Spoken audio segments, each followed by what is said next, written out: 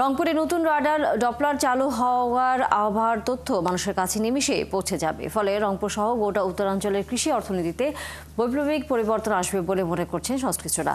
আবহাওয়া অফিসের তথ্য মতে 130 কোটি টাকা ব্যয়ে নির্মিত এই রাডার স্টেশনটি 450 কিলোমিটারের মধ্যে বৃষ্টিপাতের ধরন, ঘূর্ণিঝড় সহ বিভিন্ন প্রাকৃতিক দুর্যোগের পূর্বাভাস দিতে পারবে।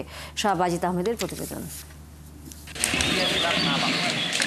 রংপুরে চালু করা হলো নতুন রাডার ডপলার।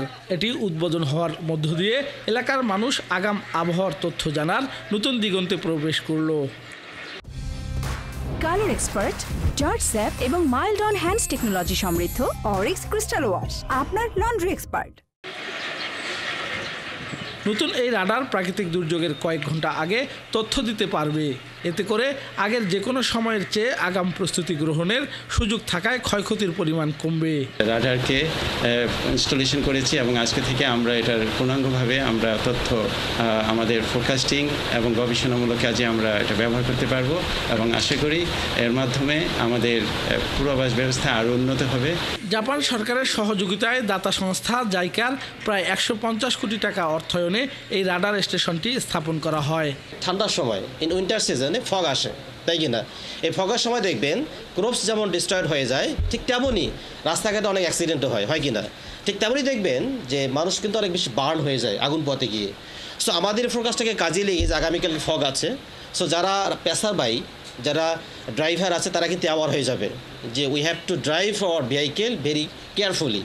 এবং অ্যাট দ্য সেম টাইম যারা কৃষক লেভেলে আছে তারা এই ফগ থেকে ক্রপসকে সেভ করার জন্য according to the instruction from agriculture department they will take a step.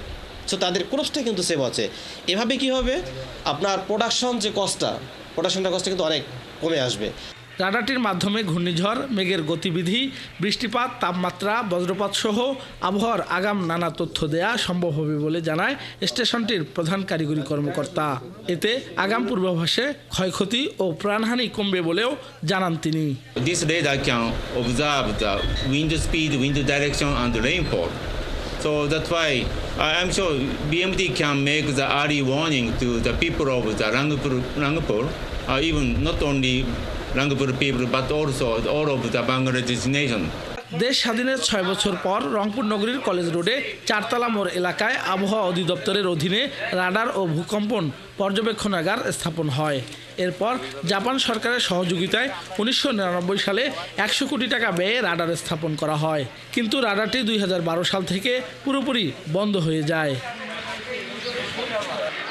শাহবাজিদ Ahmed, 71, Rangpur.